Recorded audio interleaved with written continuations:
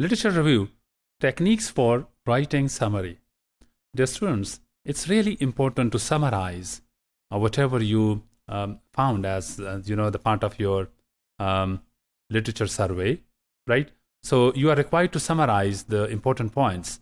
And then when you are going through a source, it could be like a journal research paper, or it could be like a chapter of the book, or a thesis or a dissertation, then you are required to summarize your points, okay? Summarize some sections or chapters. So this summary writing is really important for literature review purposes, right? So how would you summarize your points? That's the important technique, important point. And let me just guide you on these points which are related to the summarizing of the important points, okay? Remember that reading is connected with writing, right? And reading is actually the input required for the writing, which is the output, right? So this input and output, these are really connected and they are dependent, okay? So while reading, we are actually annotating and we are taking notes.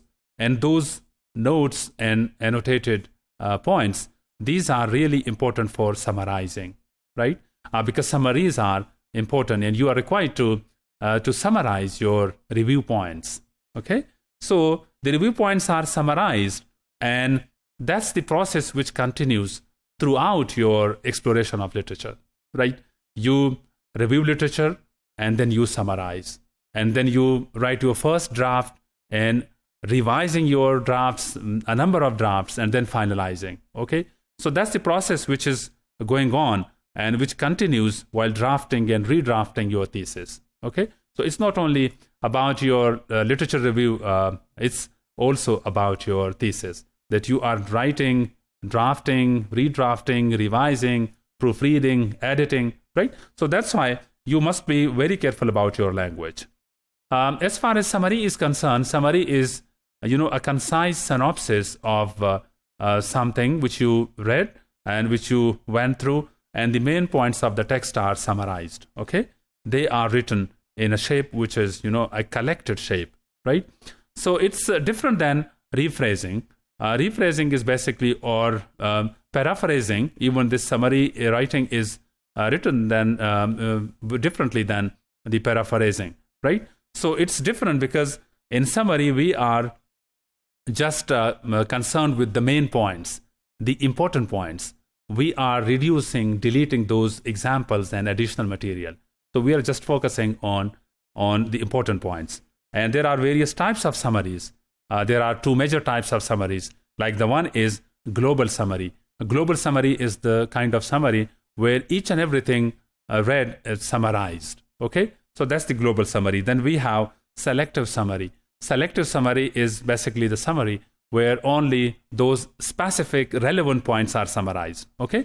So for literature review, we are most of the time concerned with the last kind of selective summary, right? The summary which is based on specific or particular points. Okay? So there are techniques for summarizing, and these techniques are highlighted here for your ease, for your practice, and also for your subsequent writing of the thesis.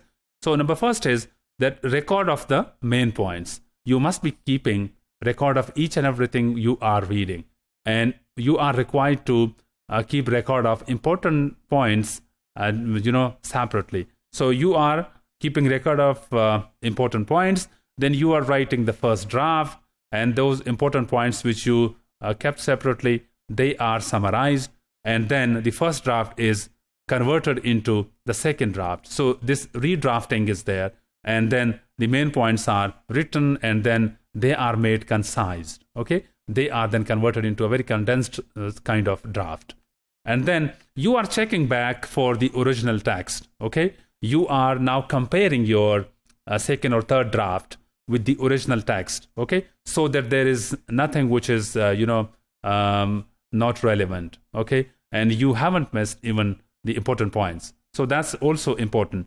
And you are checking back with the original text, and all main points are made sure to be kept in the summary. And remember that the reporting author's main ideas are really important. And you must be writing down in such a way that the author's points are summarized. You're not summarizing your own points. You may be, commenting, but that commentary is different. So you are summarizing, and you are summarizing only author's points, not your own points. So these are the tips which are required for summarizing your literature review.